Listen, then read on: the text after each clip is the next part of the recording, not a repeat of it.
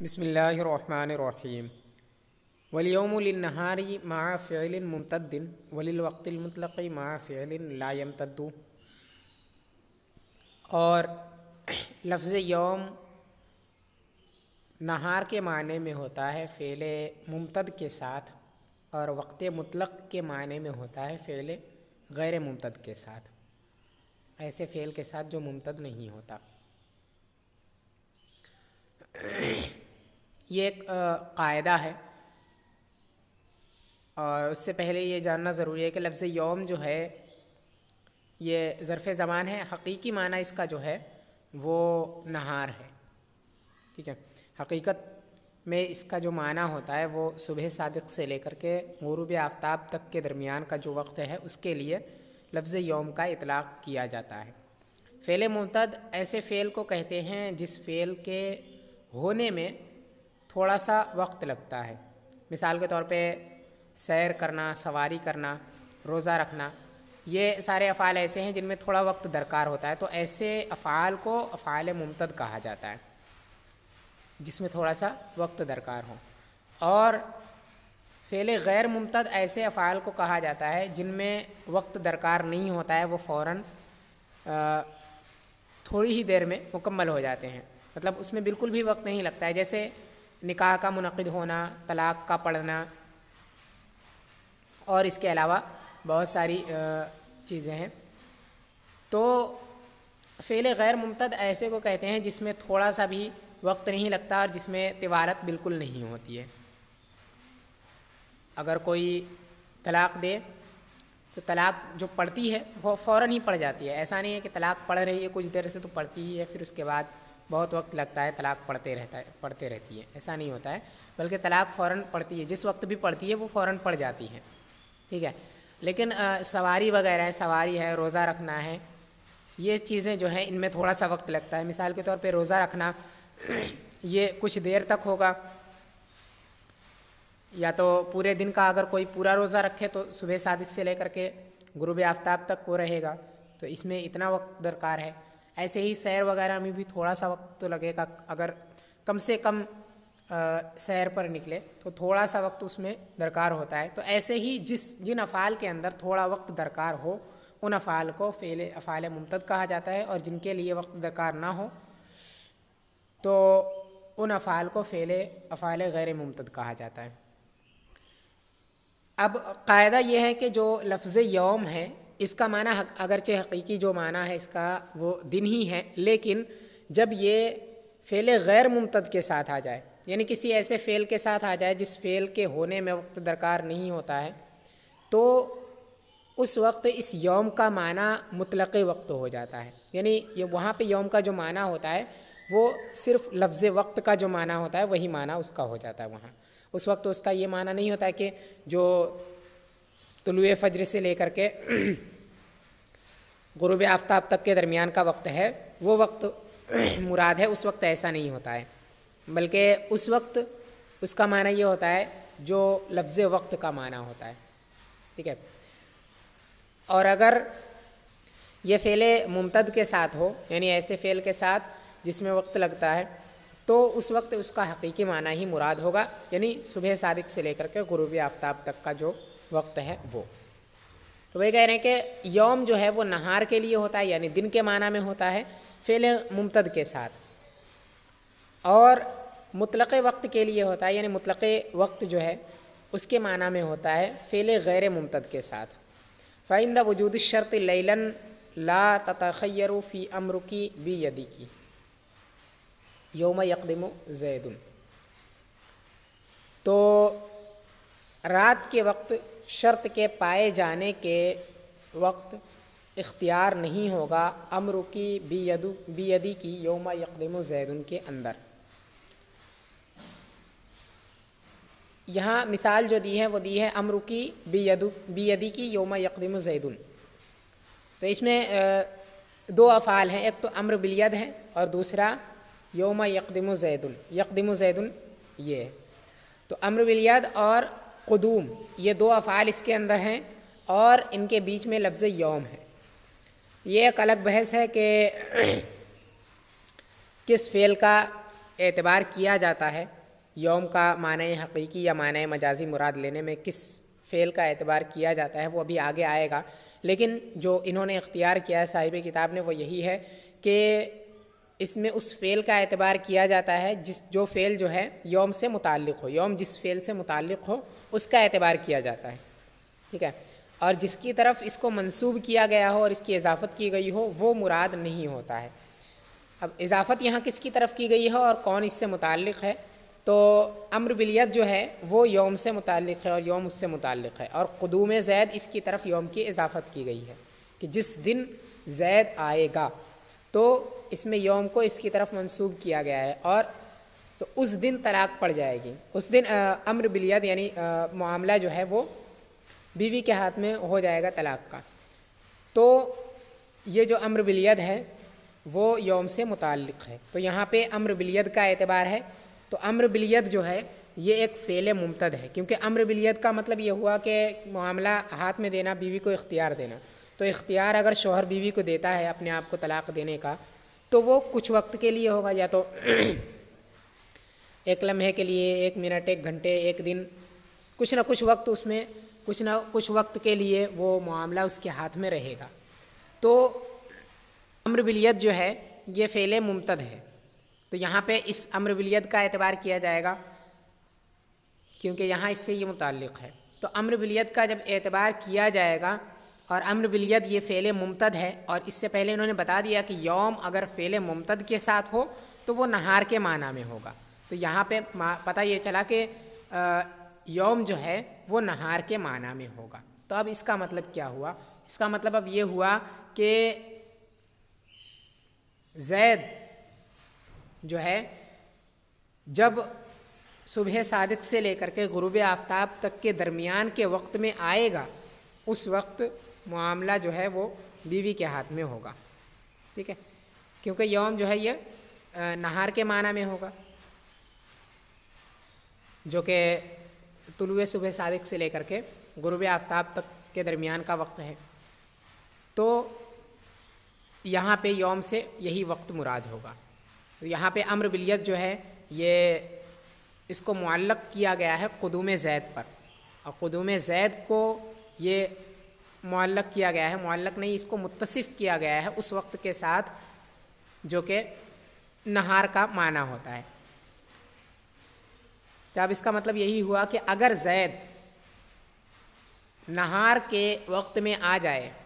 نا تو معاملہ جو ہے وہ بیوی کے ہاتھ میں ہو جائے گا۔ تو اگر زید دن میں آتا ہے یعنی صبح صادق سے لے کر کے غروب آفتاب تک کے درمیان میں تو معاملہ ہاتھ میں ہوگا، اور اگر نہیں آتا ہے تو ہاتھ میں نہیں ہوگا۔ تو اب یہ کہتے ہیں فَإِنْدَ وُجُودِ الشَّرْطِ لَيْلًا لَا تَتَخَيَّرُ فِي أَمْرُكِ بِيَدِكِ يَوْمَ يَقْدِمُ زَيْدٌ، شرط رات کے وقت پائے جانے کی صورت میں اختیار نہیں ہوگا بیوی کو، امرُكِ بِيَدِكِ يَوْمَ يَقْدِمُ زَيْدٌ والی صورت میں، یعنی یہاں جو شرط ہے وہ قدوم زید ہے، تو اگر قدوم زید یہ رات کے وقت پایا گیا تو اب بیوی کو اختیار نہیں ہوگا، کیونکہ یہاں لفظ یوم نہار کے معنی میں ہے، اور نہار میں قدوم زید یہ اس کا وجود نہار میں نہیں ہوا ہے بلکہ لیل میں ہوا ہے، اور لیل و نہار یہ دونوں ایک دوسرے کی ضد ہیں۔ تو یہاں پہ جو شرط تھی وہ شرط گویا پائی نہیں گئی، کیونکہ جو شرط ہے قدوم زید یہ متصف ہے یوم کے ساتھ، تو جب یوم میں اور یوم میں اس سے یہاں پہ مراد نہار ہے، تو نہار میں جب قدوم زید ہوگا تو اسے اختیار ہوگا، اور یہاں نہار میں نہیں بلکہ لیل میں ہوا ہے تو اسے اختیار نہیں ہوگا۔ وَتُطَلَّقُ فی یوم اتزوج کی فانتی طالق، اور طلاق پڑ جائے گی یوم اتزوج کی فانتی طالق کے اندر۔ یہ دوسری مثال ہے یوم اتزوج کی فانتی طالق، طلاق اور تزوج یہ دونوں افعال غیر ممتد میں سے ہیں۔ تزوج یعنی نکاح کا ہونا، تو نکاح کا ہونا یہ فوراً واقع ہوتا ہے جب جیسے ہی ساری شرطیں پالی جاتی ہیں اور ارکان پا لیے جاتے ہیں تو فوراً نکاح جو عقد نکاح ہے وہ منعقد ہو جاتا ہے، ٹھیک ہے، اس میں وقت نہیں لگتا ہے۔ تو تزوج اور ایسے ہی طلاق یہ بھی فعل غیر ممتد ہے، اور اس کے اندر لفظ یوم کا استعمال کیا گیا، تو لفظ یوم یہاں چونکہ فعل غیر ممتد کے ساتھ ہیں تو پیچھے بتا دیا قاعدہ کہ فعل غیر ممتد کے ساتھ جب ہو تو وہ وقت کے معنی میں ہوگا، یوم کے معنی میں یعنی نہار کے معنی میں، جو یوم کا مشہور معنی اور حقیقی معنی ہے اس معنی میں وہ نہیں ہوگا، بلکہ اس وقت اس کا معنی وقت کا ہوگا۔ تو اب اس عبارت کا مطلب کیا ہوا کہ تو طلاق والی ہے جس وقت میں تجھ سے نکاح کروں، ٹھیک ہے، تو یہاں پر جس وقت وہ نکاح کرے گا طلاق پڑ جائے گی، کیونکہ یہاں لفظ یوم جو ہے وہ مطلق وقت کے معنی میں ہو گیا ہے، وقت کے معنی میں، تو اب وہ چاہے رات میں کرے یا دن میں کرے طلاق پڑ جائے گی، کیونکہ رات کو بھی وقت کہا جاتا ہے، دن کو بھی وقت کہا جاتا ہے، وقت کا اطلاق سب پر ہوتا ہے، تو چاہے کسی بھی وقت میں شرط یہاں پائی جائے یہاں جزا پا لی جائے گی، کیونکہ یہاں لفظ یوم جو ہے وہ فعل غیر ممتد کے ساتھ ہے، اور فعل غیر ممتد کے ساتھ جب یوم ہو تو وہ وقت کے معنی میں ہوتا ہے۔ تو وہ کہہ رہے ہیں کہ شرط اگر رات کے وقت پائی گئی اس والی صورت میں، دوسری والی صورت میں، یعنی اگر تزوج یہ رات کے وقت اس نے کیا، یعنی رات کے وقت نکاح کیا، تو بھی طلاق پڑ جائے گی۔ یہ عبارت تھی کتاب کی، متن کی۔ شارح فرماتے ہیں اعلم ان اليوم اذا قرن بفعل ممتد يراد به النهار واذا قرن بفعل غیر ممتد يراد به الوقت۔ جان لیجئے کہ جب لفظ یوم فعل ممتد کے ساتھ متصل ہو تو اس سے نہار مراد لیا جاتا ہے، اور جب فعل غیر ممتد کے ساتھ متصل ہو تو اس سے وقت مراد لیا جاتا ہے۔ وذلك لأن ظرف الزمان اذا تعلق بالفعل بلا لفظ فی يكون معیارا له كقولنا صمت السنة بخلاف قولنا صمت في السنة۔ اور یہ اس وجہ سے ہے کیونکہ ظرف زمان جب فعل کے ساتھ متعلق ہو بغیر لفظ فی کے تو وہ اس کے لیے معیار ہو جاتا ہے، جیسے ہمارا قول صمت السنة برخلاف ہمارے قول صمت فی السنة کے، یعنی فعل غیر ممتد کے ساتھ جب لفظ یوم متعلق ہو تو اس وقت اس کا معنی یہ کیوں مراد لیا جاتا ہے، مطلق وقت اس کا معنی کیوں ہو جاتا ہے، اس کی وجہ بیان کرتے ہیں یہاں سے، اور اس قاعدے کی جو دلیل ہے وہ بیان کرتے ہیں کہ یہ ایسا اس وجہ سے ہے کیونکہ ظرف زمان جو ہوتا ہے جیسے یوم ہے، لیل ہے، یہ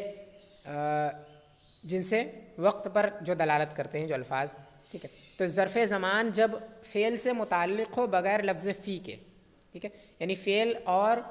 ظرف زمان کے درمیان میں ظرف زمان جو ہے اس پر اگر فی کو داخل نہ کیا گیا ہو اور وہ فعل سے متعلق ہو بغیر لفظ فی کے، تو اس وقت وہ جو ظرف ہے اس کے لیے معیار بن جاتا ہے فعل کے لیے۔ مثال کے طور پہ اگر کسی نے کہا کہ صمت السنة، پہلے معیار کا معنی یہاں پر کیا ہے؟ معیار کا معنی یہ ہے کہ کوئی چیز اس کے پورے وقت کو گھیر لے تو وہ اس کے لیے معیار بن جاتا ہے۔ معیار اسی کو کہتے ہیں جیسے کوئی فعل کسی وقت کو پورا گھیر لے تو اس فعل کے لیے وہ جو وقت ہے معیار بن جاتا ہے، ٹھیک ہے، جیسے دن جو ہے، دن کا وقت یہ روزے کے لیے معیار ہے، کیونکہ روزہ جو ہے وہ صبح صادق سے لے کر کے غروب آفتاب تک یہ پورے وقت میں پایا جاتا ہے، اور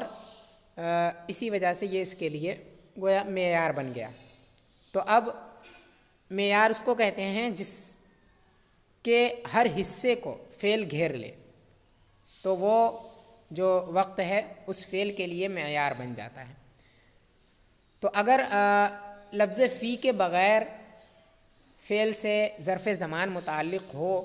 تو وہاں پر وہ ظرف زمان جو ہے وہ فعل کے لیے معیار بن جاتا ہے، یعنی فعل اس کے ہر حصے میں پایا جاتا ہے اس ظرف زمان کے۔ جیسے ہمارا قول صمت السنة، کسی نے کہا صمت السنة، تو یہاں پہ جو صمت ہے یہ فعل ہے اور السنة جو ہے یہ ظرف زمان ہے۔ تو اب یہاں پر لفظ فی کو بھی داخل نہیں کیا گیا ہے، السنۃ پہ لفظ فی کو داخل نہیں کیا گیا ہے. تو اب اس کا مطلب یہ ہوا کہ السنۃ جو ہے یہ صوم کے لیے معیار بن گیا ہے. یہاں پر مطلب یہ ہوا کہ صمت فی کل یوم من ایام السنۃ، یعنی میں نے سال کے ہر دن میں روزہ رکھا. اس کا یہ مطلب ہو جائے گا، کیونکہ یہ جو سنہ ہے اس کے لیے معیار بن جائے گا. تو اب جب معیار بن گیا تو اس کے ہر حصے میں یعنی ہر دن میں اس کا وجود ہوگا، اس لفظ صوم کا. اس کا بیان پیچھے بھی گزر چکا ہے. تو جب فعل سے ظرف متعلق ہو، ظرف زمان بغیر لفظ فی کے، تو وہ ظرف زمان اس فعل کے لیے معیار بن جاتا ہے. ٹھیک ہے، جیسے کوئی کہے صمت السنۃ، تو یہاں پہ السنۃ جو ہے وہ صوم کے لیے معیار بن جائے گا. برخلاف ہمارے قول صمت فی السنۃ، برخلاف اس وقت کے جب کہ لفظ فی کو ظرف زمان پر داخل کر دیا جائے. جب لفظ فی کو ظرف زمان پر داخل کر دیا جائے گا تو اس وقت ظرف زمان وہ فعل کے لیے معیار نہیں بنے گا. یعنی اس ظرف کے ہر حصے میں فعل کا وجود نہیں ہوگا. جیسے صمت فی السنۃ، صمت فی السنۃ کا مطلب یہ ہوا کہ میں نے سال کے کچھ حصے میں، سال کے کچھ دنوں میں نے روزہ رکھا. ہر دن روزہ نہیں رکھا بلکہ سال کے کچھ دنوں میں نے روزہ رکھا. صمت فی السنۃ کا مطلب یہ ہوتا ہے. اور صمت السنۃ کا مطلب یہ ہوتا ہے میں نے پورے سال میں نے روزہ رکھا، یعنی سال کے ہر دن میں روزہ رکھا.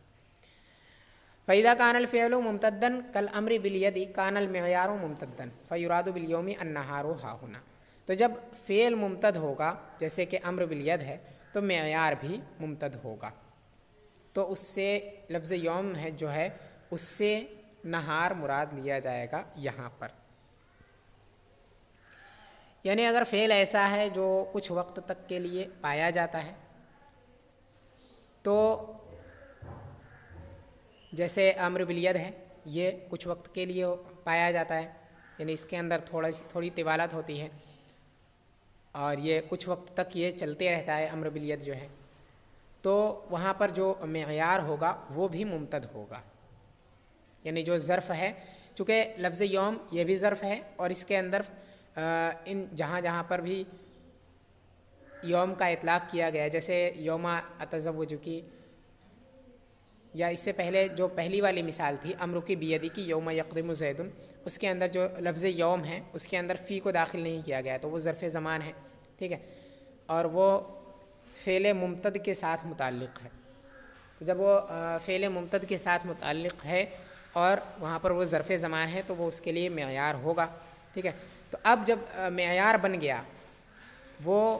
ظرف زمان وہاں پر معیار ہے، یعنی لفظ یوم یہ معیار ہے اور جو فعل ہے وہ فعل ممتد ہے، تو جب معیار جو ہے وہ بھی ممتد ہوگا. یعنی معیار بھی کچھ وقت تک کا، اور معیار کے اندر بھی طوالت آئے گی اور وہ کچھ وقت تک باقی رہے گا معیار. ایسا نہیں ہے کہ فوراً ختم ہو جائے. جس طرح فعل کچھ وقت تک باقی رہ رہا ہے اور اس کا وجود کچھ دیر تک ہو رہا ہے، ویسے ہی معیار کا وجود بھی کچھ دیر تک ہوگا. یعنی جو لفظ یوم ہے اس کا جو بھی معنی ہوگا اس معنی کے اندر یہ معنی بھی پایا جائے گا کہ اس معنی کا وجود کچھ دیر تک رہے گا. ٹھیک ہے، اس میں ٹھہراؤ رہے گا جس طرح فعل کے اندر ہے. تو یوم سے نہار مراد لیا جائے گا یہاں پر، کیونکہ یہاں جو یوم ہے اس کے اندر امتداد ہے، کیونکہ یہ صبح صادق سے شروع ہوتا ہے اور غروب آفتاب تک باقی رہتا ہے، تو اس کے اندر امتداد ہے. جس طرح سے امر بالید کے اندر امتداد ہوتا ہے ویسے ہی اس کے اندر بھی امتداد ہوگا. اور اگر فعل غیر ممتد ہو، جیسے طلاق کا واقع ہو جانا، تو معیار بھی غیر ممتد ہوگا. تو یوم سے مطلق وقت مراد دیا جائے گا. یوم سے صرف اور صرف اس کا معنی یوم کا وقت ہوگا. یعنی فعل اگر غیر ممتد ہے، یعنی فعل ایسا نہیں ہے جس کے وجود میں ٹھہراؤ ہو، تھوڑا جس میں تھوڑا ٹھہراؤ ہو کہ کچھ وقت تک وہ فعل چلتا رہے، ایسا اگر نہیں ہے، جیسے کہ طلاق کا واقع ہونا کہ کچھ وقت تک نہیں رہتا بلکہ فوراً ایک دفعے میں وہ واقع ہو جاتا ہے، تو جب فعل ایسا ہوگا تو معیار بھی ایسا ہی ہوگا. یعنی معیار کچھ وقت تک چلتا نہیں رہے گا، بلکہ وہ بھی ایسا ہی ہوگا کہ فوراً پایا جائے گا اور ختم ہو جائے گا۔ تو اگر یہاں پہ فعل غیر ممتد کے ساتھ لفظ یوم اگر ہم نے استعمال کیا اور وہاں پہ یوم سے نہار مراد لے لیا، تو نہار چونکہ اس کا معنی یہ ہوا کہ صبح صادق سے لے کر کے غروب آفتاب تک، یہ جو معنی ہے اس کے اندر امتداد ہے اور فعل کے اندر امتداد نہیں ہے، تو یہ درست نہیں ہوگا، کیونکہ غیر ممتد معیار، غیر ممتد فعل کے لیے جو معیار ہوتا ہے وہ بھی غیر ممتد ہوتا ہے، ممتد معیار نہیں بن سکتا ہے، کیونکہ فعل تو ایک وقت کے لیے ہو کر ختم ہو گیا، جیسے ہی طلاق پڑی تو فوراً فعل ہو کر کے ختم ہو گیا، اب جو باقی وقت بچ چکا دن کا یا اس سے پہلے جو وقت تھا وہ اس سے خارج ہو جائے گا۔ حالانکہ ایسا نہیں ہوتا، بلکہ معیار کہتے ہی اس کو ہے کہ وہ پورے وقت جو فعل ہے وہ اس کے پورے وقت کو گھیر لے اور اس کے پورے حصے کو گھیر لے، اور یہاں پہ جو طلاق ہے، وقوع طلاق، یہ پورے حصے کو نہیں گھیر رہا ہے، بلکہ صرف ایک تھوڑے سے وقت میں وہ پایا جا رہا ہے اور فوراً ختم ہو جا رہا ہے۔ تو اسی وجہ سے یہ قاعدہ ہے کہ معیار جو ہے وہ بھی جو فعل غیر ممتد ہوتا ہے اس کے لیے جو معیار ہوتا ہے وہ بھی غیر ممتد ہوتا ہے، معیار اس کے لیے ممتد نہیں ہو سکتا ہے، معیار ممتد فعل ممتد کے لیے ہی ہو سکتا ہے۔ تو یہاں پہ چونکہ جب فعل غیر ممتد ہے اور یوم کا اطلاق کیا گیا وہاں، تو یوم فعل غیر ممتد کے ساتھ متصل ہے، تو اب جو معیار ہوگا اس سے بھی غیر ممتد، جو معیار ہوگا وہ بھی غیر ممتد ہوگا، اور یہاں پہ جو یوم ہے وہ معیار ہے، لہٰذا یوم سے مطلق وقت مراد لیا جائے گا، نہ کہ پورا دن یا کچھ وقت، اس سے مراد نہیں لیا جائے گا، بلکہ اس سے مطلق وقت مراد لیا جائے گا۔ مطلق وقت کا مطلب یہ ہوا کہ اگر ایک لمحہ بھی اس میں سے لے لیا گیا تو اس کا ثبوت ہو گیا ہے، اور اگر یوم کو ہم نہار کے معنی میں لیتے ہیں تو اس وقت اگر یوم میں سے کچھ حصے میں جو وقوع طلاق ہے وہ پا لیا جائے گا تو اس وقت یوم کا جو معنی ہے وہ وہاں پر ثابت نہیں ہوگا، اس کا وجود وہاں پر نہیں ہوگا، کیونکہ یوم کا معنی پورا دن ہوتا ہے اور وہ فعل جو ہے پورے دن میں نہیں پایا گیا ہے۔ تو یہ ہے کہ فعل ممتد ہو غیر ممتد ہو تو یوم اور یہ جو یوم ہے یا پھر اس کے جیسے دوسرے الفاظ ہیں ان کا معنی کیا ہوتا ہے۔ تو یہ وجہ ہے اس کے اندر کہ جو لفظ یوم ہے وہ اگر فعل غیر ممتد کے ساتھ ہو تو اس وقت وہ مطلق وقت کے معنی میں ہوتا ہے، ٹھیک ہے، کیونکہ وہ فعل تھوڑے وقت کے لیے ہی پایا جائے گا، تو اس کے لیے تھوڑا وقت ہی درکار ہے، بہت لمبا وقت اس کے لیے درکار نہیں ہے، تو اسی وجہ سے اس کو مطلق وقت کے معنی میں رکھتے ہیں کہ کسی بھی وقت میں تھوڑے سے وقت میں وہ فعل پا لیا جائے گا تو اس کا معنی وہاں پر ثابت ہو جائے گا۔ اور جب فعل ممتد ہو تو چونکہ فعل تھوڑے وقت تک چلے گا، اسی وجہ سے وہاں پہ اس کو یوم کے معنی میں لیتے ہیں، یوم کو جو ہے وہ نہار کے معنی میں لیتے ہیں، کیونکہ یہاں نہار کے اندر بھی ٹھہراؤ ہے اور فعل جو ہے اس کے اندر بھی ٹھہراؤ ہے۔ تو یہ وجہ ہے اس قاعدے کی۔ وَاعْلَمْ أَنَّهُ قَدْ وَقَعَ خَبْطٌ وَاضْطِرَابٌ فِي أَنَّ الْمُعْتَبَرَ فِي الْإِمْتِدَادِ وَعَدَمِهِ الْفِعْلُ الَّذِي تَعَلَّقَ بِهِ الْيَوْمُ أَوِ الْفِعْلُ الَّذِي أُضِيفَ إِلَيْهِ الْيَوْمُ۔ اور جان لیجئے کہ اس سلسلے میں خبط و اضطراب واقع ہے کہ امتداد اور عدم امتداد میں، ممتد ہونے اور نہ ہونے میں، معتبر وہ فعل ہے جس کے ساتھ یوم متعلق ہے یا پھر وہ فعل ہے جس کی طرف یوم مضاف ہے، منسوب ہے۔ یعنی اس سلسلے میں کہ ممتد ہونے اور ممتد نہ ہونے میں کس فعل کا اعتبار کیا گیا ہے، کیا اس فعل کا اعتبار کیا گیا ہے جس فعل سے لفظ یوم متعلق ہوتا ہے، یا پھر اس فعل کا اعتبار کیا گیا ہے جس کی طرف یوم مضاف ہوتا ہے۔ مثال کے طور پہ امرکی بیدی کی یوم یقدم زید، اس کے اندر دو فعل ہیں، ایک تو امر بالید اور دوسرا قدوم زید، امر بالید اور دوسرا قدوم، یہ دو فعل ہیں۔ اور یوم اس میں ایک جگہ ہے یوم یقدمو میں لفظ یوم. تو اب یہ یوم جو ہے وہ کس فعل سے متعلق ہوگا؟ کیا پہلے جو امر بالید امر کی بیدی کی ہے اس سے متعلق ہوگا، یا پھر دوسرا والا جو فعل ہے یقدم زید اس سے متعلق ہوگا؟ ان میں سے ایک فعل وہ ہوتا ہے جس سے یوم متعلق ہوتا ہے، جس کا متعلق یوم بنتا ہے، ایک وہ فعل ہوتا ہے، اور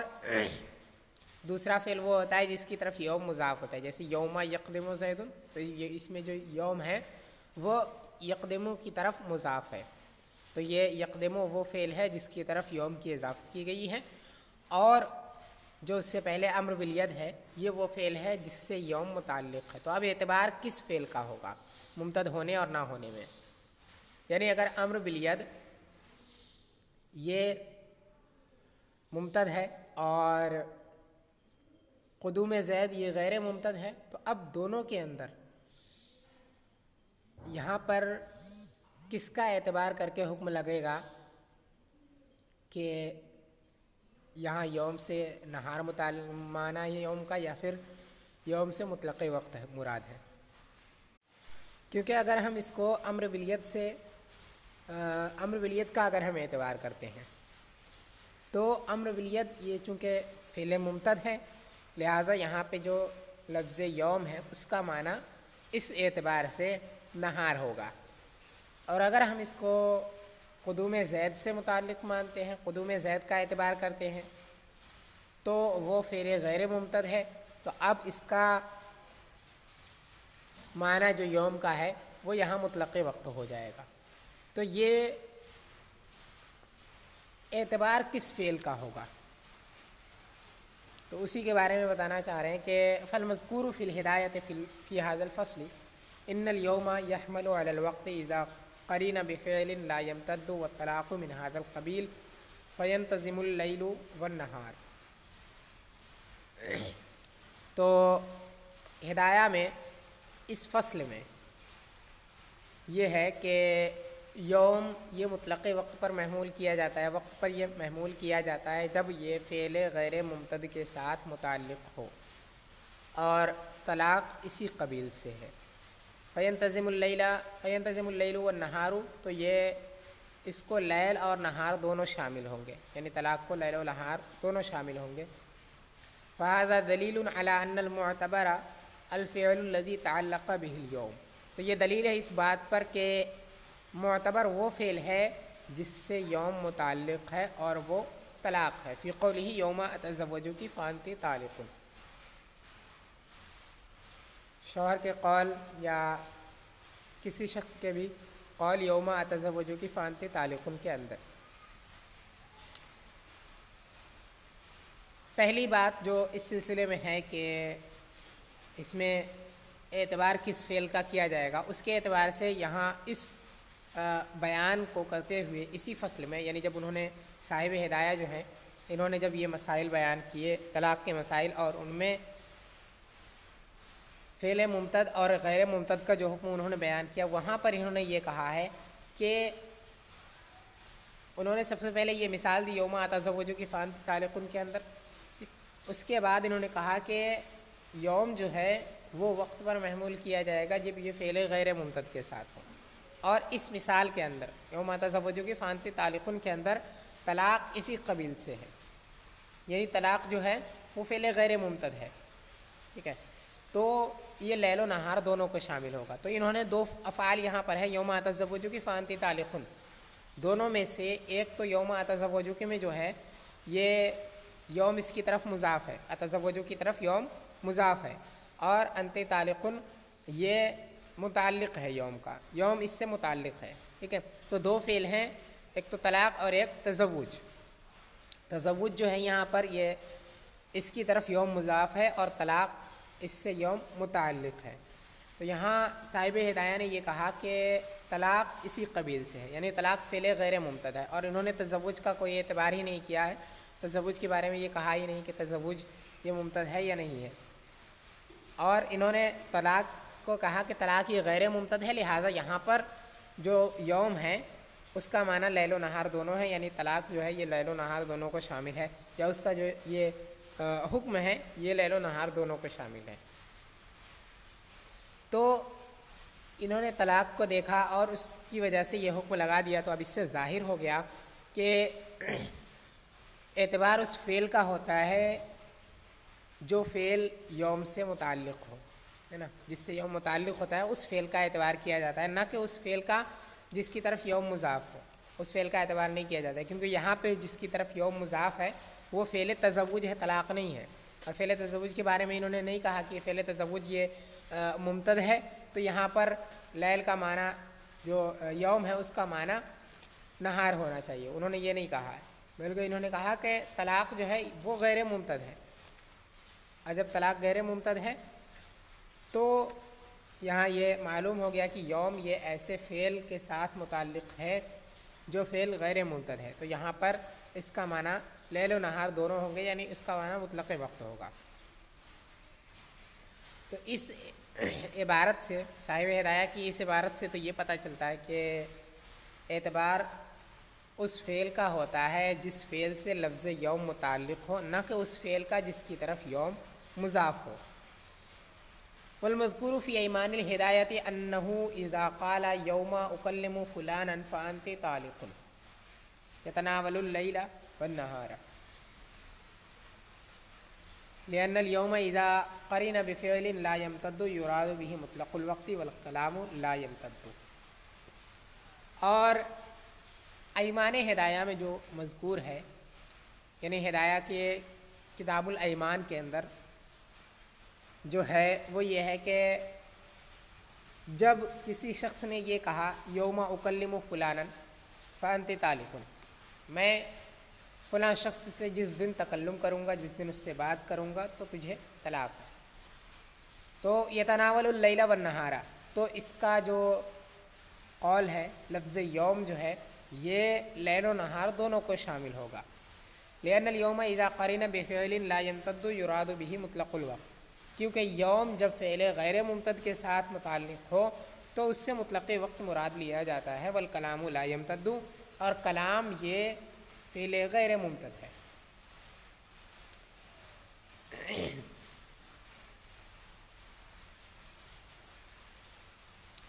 تو فہذا يدل على ان المعتبر الفعل الذي اضيف اليه اليوم، تو یہ دلالت کرتا ہے اس بات پر کہ معتبر وہ فعل ہوتا ہے جس کی طرف یوم مضاف ہو۔ اس سے پہلے یہ معلوم ہوا تھا کہ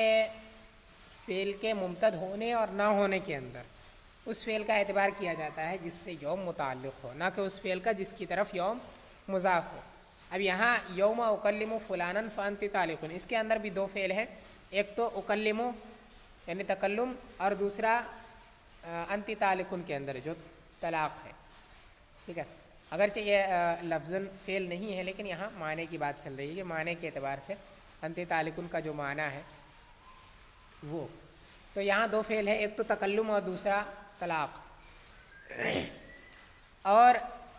اگر کسی شخص نے یہ کہا کہ یوم اکلم فلانا فانت طالق، میں جس دن فلاں شخص سے بات کروں تو تجھے طلاق ہے، تو یوم یہ اکلموں کی طرف مضاف ہے اور انت طالق سے یہ متعلق ہے، ٹھیک ہے۔ تو اس کے بارے میں صاحب ہدایہ کہتے ہیں کہ جب کسی نے ایسا کہا تو یہاں پر جو یوم ہے یہ لیل و نہار دونوں کو شامل ہے، یعنی یہاں پر یوم سے مطلق وقت مراد لیا جائے گا، ٹھیک ہے، یعنی ایسا کہنے کے بعد اگر اس نے اس فلاں شخص سے جس کا اس نے ذکر کیا تھا اس سے اگر اس نے بات کر لی، تو چاہے وہ دن میں کرے یا رات میں کرے، کسی بھی وقت میں اس نے اگر اس سے بات کر لی تو طلاق پڑ جائے گی۔ وجہ اس کی ہے کہ کہتے ہیں کہ یوم جب فعل غیر ممتد کے ساتھ متعلق ہو تو اس سے مطلق وقت مراد لیا جاتا ہے، اور کلام یہ غیر ممتد ہے، یعنی یہ کہتے ہیں کہ قاعدہ تو بیان کر دیا گیا ہے کہ یوم جو ہے یہ جب فعل ممتد کے ساتھ متعلق ہو تو اس کا معنی نہار ہوتا ہے، اور جب فعل غیر ممتد کے ساتھ متعلق ہو تو اس کا معنی مطلق وقت ہوتا ہے۔ تو یہاں بھی یوم کا معنی مطلق وقت ہوگا، اور کیونکہ یہ ایسے فعل سے متعلق ہے جو فعل غیر ممتد ہے، ٹھیک ہے، اور کہتے ہیں والکلام لا یمتد، اور کلام جو ہے فعل کلام یہ غیر ممتد ہوتا ہے، یعنی بات کرنا یہ فعل غیر ممتد ہے۔ تو جب یہاں یوم اکلمو جو ہے وہ غیر ممتد ہے، اور اس کا اعتبار کرتے ہوئے انہوں نے کہا صاحب ہدایہ نے کہ جب یہ فعل غیر ممتد کے ساتھ یہاں متعلق ہے، جو اکلمو یہ فعل غیر ممتد ہے، اور فعل غیر ممتد کے ساتھ جب لفظ یوم متعلق ہے تو اس وقت اس کا معنی مطلق وقت ہوتا ہے، لہٰذا اس کا معنی یہاں پر مطلق وقت ہوگا۔ اور انہوں نے طلاق کا اعتبار نہیں کیا، اور یہ نہیں کہا کہ جو طلاق ہے یہ فعل غیر ممتد ہے اس وجہ سے یہاں ایسا ہونا چاہیے، بلکہ انہوں نے کہا والکلام لا یمتد، کلام جو ہے یہ فعل غیر ممتد ہے، تو یہاں انہوں نے کلام کا اعتبار کیا۔ ٹھیک ہے، فہذا يدل على ان المعتبر الفعل الذي اضيف اليه اليوم، تو یہ دلالت کرتا ہے اس بات پر کہ جو معتبر ہے وہ فعل ہے جس کی طرف یوم مضاف ہو، یعنی اکلموں کی طرف لفظ یوم مضاف ہے، اور انت طالقن میں جو طلاق ہے اس سے یہ متعلق ہے۔ تو انہوں نے یہاں پر اعتبار اکلموں کا کیا ہے، تو اس سے یہ پتہ چلا کہ جس کی طرف فعل مضاف ہو، جس کی طرف یوم مضاف ہو، اس فعل کا کے ممتد ہونے اور غیر ممتد ہونے کا اعتبار کیا جاتا ہے، نہ کہ اس فعل کا جس سے یوم متعلق ہو۔ تو اب یہ دو طرح کی بات ہو گئی، ایک تو صاحب ہدایہ کی ہی دو طرح کی بات ہو گئی، ایک اس سے پہلے جو انہوں نے ذکر کیا اس کے اندر کہ وہاں انہوں نے اس فعل کا اعتبار کیا ہے جس سے یوم متعلق ہے، اور یہاں پر انہوں نے اس فعل کا اعتبار کیا جس کی طرف یوم مضاف ہے، تو دو طرح کی باتیں ہو گئی۔ اسی وجہ سے انہوں نے کہا کہ بہت زیادہ اس میں خبط و اضطراب واقع ہے۔ تو اب یہ اپنی بات بتاتے ہیں، اذا عرفت ھذا، جب آپ نے یہ جان لیا، یعنی یہ بات جب جان لی کہ خبط و اضطراب واقع ہے، کہیں کہیں پر کچھ لوگوں نے جو ہے وہ فعل اول کا اعتبار کیا ہے اور کچھ لوگوں نے فعل آخر کا اعتبار کیا ہے، ٹھیک ہے، اور ایک ہی شخص نے کہیں کہیں فعل اول کا اعتبار کیا، کہیں فعل آخر کا۔ تو اب اتنا جان لینے کے بعد کہتے ہیں فَإِن كَانَ كُلُّ وَاحِدٍ مِّنْهُمَا غَيْرَ مُمْتَدٍ كَقَوْلِهِ أَنْتِ طَالِقٌ يَوْمَ يَقْدِمُ زَيْدٌ يُرَادُ بِالْيَوْمِ مُطْلَقُ الْوَقْتِ۔ تو اگر ان دونوں میں سے ہر ایک فعل غیر ممتد ہو، جیسے کہ تمہارا کہنا، جیسے کہ کسی شخص کا یہ کہنا انت طالق یوم یقدم زید، تو یوم سے یہاں پر مطلق وقت مراد لیا جائے گا، یعنی اگر اس میں جو دو فعل ذکر کیے گئے ہیں ان دونوں فعلوں میں سے ہر ایک فعل غیر ممتد ہو تو ظاہر ہے کہ آپ چاہیں تو پہلے سے متعلق کرے چاہے دوسرے سے متعلق کرے، کسی کا بھی آپ اعتبار کریں حکم وہی لگے گا، کیونکہ دونوں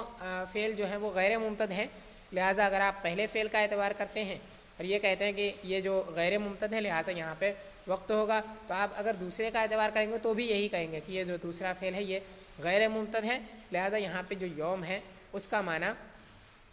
مطلق وقت ہوگا۔ تو جب دونوں فعل غیر ممتد ہو تو اس میں کوئی جھگڑا اور کوئی پریشانی والی بات نہیں ہے۔ وَإِن كَانَ كُلُّ وَاحِدٍ مِّنْهُمَا مُمْتَدًّا نَحْوَ أَمْرُكِ بِيَدِكِ يَوْمَ أَسْكُنُ هَذَا الدَّارِ يُرَادُ بِالْيَوْمِ النَّهَارِ، اور اگر ان دونوں میں سے ہر ایک فعل ممتد ہو، جیسے امرکی بیدی یوم اسکن هذا الدار یراد بالیوم النہار، اور اگر ان دونوں میں سے ہر ایک فعل ممتد ہو، جیسے امرکی بیدی یوم اسکن هذا الدار، تیرا معاملہ تیرے ہاتھ میں ہے جس دن میں اس گھر میں ٹھہروں، تو یوم سے نہار مراد لیا جائے گا۔ یعنی اگر دونوں فعل جو یوم کے ساتھ دو فعل ذکر کیے گئے ان دونوں میں سے ہر ایک فعل ممتد ہو، ٹھیک ہے، ہر ایک فعل ان دونوں میں سے ممتد ہو تو وہاں پر یوم سے نہار مراد لیا جائے گا۔ ظاہر سی بات ہے آپ چاہے پہلے فعل کا اعتبار کریں یا دوسرے فعل کا اعتبار کریں، دونوں ہی صورت میں اس کا حکم یہی بنے گا کہ چونکہ پہلا اور دوسرا دونوں فعل ممتد ہیں، لہٰذا اگر آپ پہلے فعل کا اعتبار کرتے ہیں امر بالید کا تو آپ کہیں گے امر بالید یہ چونکہ فعل ممتد ہے لہٰذا یہاں پر جو یوم کا معنی ہے وہ نہار ہوگا، اور اگر آپ اسکنو کا اعتبار کرتے ہیں تو بھی آپ یہی کہیں گے کہ اسکنو جو ہے یہ فعل ممتد ہے لہٰذا یہاں پہ یوم کا معنی نہار ہوگا۔ تو ان دونوں صورتوں میں کوئی اختلاف اور اضطراب نہیں ہے، جب دونوں فعل ممتد ہوں یا دونوں فعل غیر ممتد ہوں تو اس صورت میں اضطراب والی کوئی بات نہیں ہے۔ وَإِذَا كَانَ الْفِعْلُ الَّذِي تَعَلَّقَ بِهِ الْيَوْمُ غَيْرُ مُمْتَدٍ والفعل الذی اضیف الیہ الیوم ممتدا، اور اگر وہ فعل جس سے یوم متعلق ہے وہ غیر ممتد ہو اور وہ فعل جس کی طرف یوم مضاف ہے وہ ممتد ہو. نحو انت طالق یوم اسکن ھذا الدار، جیسے انت طالق یوم اسکن ھذا الدار، ٹھیک ہے. اور بالعکس یا اس کے برعکس ہو، یعنی جس سے یوم متعلق ہے وہ فعل ممتد ہو، ٹھیک ہے، اور جس کی طرف یوم مضاف ہے وہ غیر ممتد ہو. تو یہ اس کے برعکس ہو جائے گا، جیسے کہ امر کی بیدی کی یوم یقدم زید، ٹھیک ہے. تو یہ دو مثالیں ہو گئی، انت طالق یوم اسکن ھذا الدار اور امر کی بیدی کی یوم یقدم زید. تو پہلی والی مثال میں انت طالق، اس کے اندر جو طلاق ہے یہ غیر ممتد ہے، پہلا فعل ہے، اور اسکن ھذا الدار میں اسکن جو ہے یہ دوسرا فعل ہے، یہ فعل ممتد ہے. تو یہ طلاق جو فعل ہے وہ فعل ایسا ہے جو یوم سے، جس سے یوم متعلق ہے، اور اسکن یہ ایسا فعل ہے جس کی طرف یوم کی اضافت کی گئی ہے، یوم جس کی طرف مضاف ہے. اور امر کی بیدی کی یوم یقدم زید کے اندر امر کی بیدی کی یہ ایسا فعل ہے جس سے یوم متعلق ہے، اور یوم یقدم زید میں یقدم یہ ایسا فعل ہے جس کی طرف یوم مضاف ہے. تو اگر ایسا ہے کہ ایک فعل جو ہے وہ ممتد ہے اور دوسرا غیر ممتد ہے، پہلا غیر ممتد ہے اور دوسرا ممتد ہے، تو اب یہاں پر کہتے ہیں کہ نحو امر کی بیدی کی یوم یقدم زید، جیسے کہ امر کی بیدی کی یوم یقدم زید، تو ینبغی ان یراد بالیوم النہار ترجیحا لجانب الحقیقتی. تو مناسب یہ ہے کہ یوم سے نہار مراد لیا جائے جانب حقیقت کو ترجیح دیتے ہوئے. یعنی یوم کا جو حقیقی معنی ہے وہ نہار ہوتا ہے، صبح صادق سے غروب آفتاب تک کا وقت، یوم کا یہ حقیقی معنی ہے. تو جب اس کا حقیقی معنی یہ ہے اور یہاں پہ دو فعل ذکر کیے گئے ہیں اور دونوں میں سے کسی فعل کو بھی راجح کرنے والی کوئی چیز نہیں ہے، لہٰذا اب یہاں پر یہی ہونا چاہیے کہ جو یوم کا حقیقی معنی ہے وہی مراد لیا جائے نا، کیونکہ یہاں پہ کوئی چیز ایسی نہیں ہے جس کی وجہ سے ہم حقیقی معنی کو چھوڑ کر کے مجازی معنی کی طرف جائیں. تو جب ایک فعل ممتد ہو اور دوسرا غیر ممتد ہو، پہلا غیر ممتد ہو دوسرا ممتد ہو، تو ایسی صورت میں یوم کا معنی نہار ہوگا، ٹھیک ہے، جانب حقیقت کو ترجیح دیتے ہوئے، یعنی جو اس کا حقیقی معنی ہے یوم کا اسی معنی کو برقرار رکھتے ہوئے وہاں پر وہی حکم لگے گا کہ یوم کا یہاں نہار معنی نہار ہے، بھلے ہی وہ جن افعال کے ساتھ یہ متصل ہے، جن افعال سے کے ساتھ یہ آیا ہے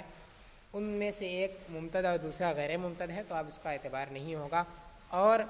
اس کا حقیقی معنی جو نہار ہے وہی مراد لیا جائے گا.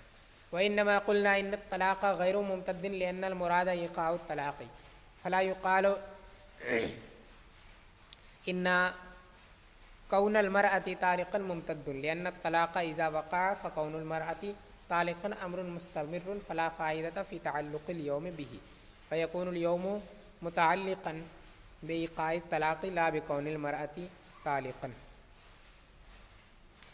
اور بے شک ہم نے کہا ہے کہ طلاق یہ فعل غیر ممتد ہے، کیونکہ مراد ہم نے طلاق کو واقع کرنا یا طلاق کا واقع ہونا مراد لیا ہے. تو یہ نہ کہا جائے گا کہ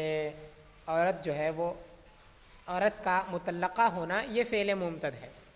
عورت کا طلاق والی ہونا یہ فعل ممتد ہے، کیونکہ طلاق جب واقع ہوتی ہے تو عورت مستمر طریقے پر یعنی مسلسل عورت مطلقہ ہی رہتی ہے. فلا فائدہ فی تعلق الیوم به، تو اب اس سے یوم کو متعلق کرنے کا کوئی فائدہ ہی نہیں ہے. تو یوم جو ہے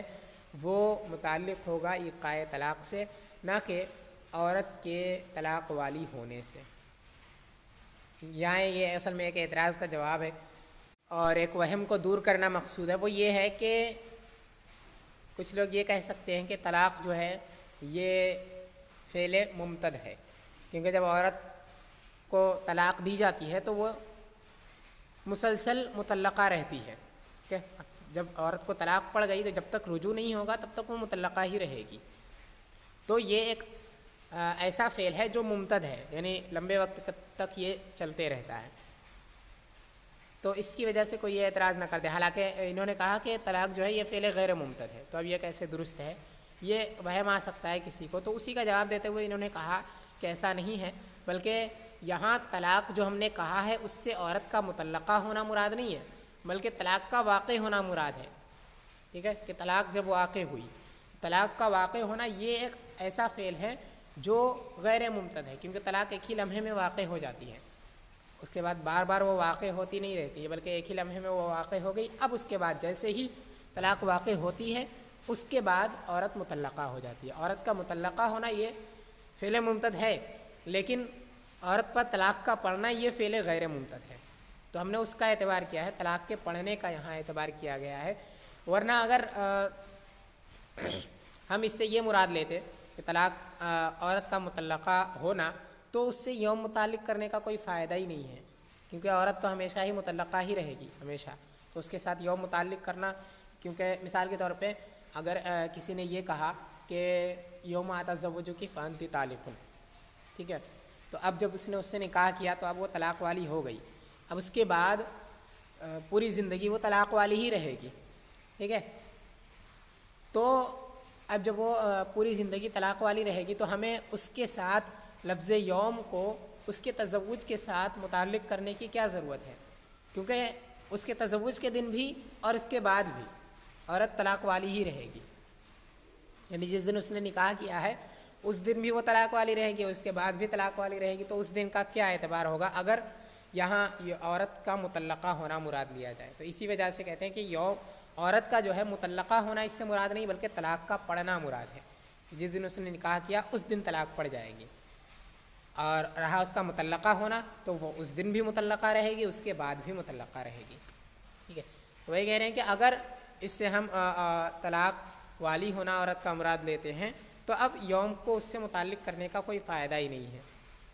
تو یوم جو ہے یہ ایقاع طلاق سے متعلق ہے، عورت کے مطلقہ ہونے سے متعلق نہیں ہے. وَاعْلَمْ أَنَّ الْمُرَادَ بِالْإِمْتِدَادِ امتداد يَكُنْ أَنْ يَسْتَوْعِبَ النَّهَارَ لَا مُطْلَقُ الْإِمْتِدَادِ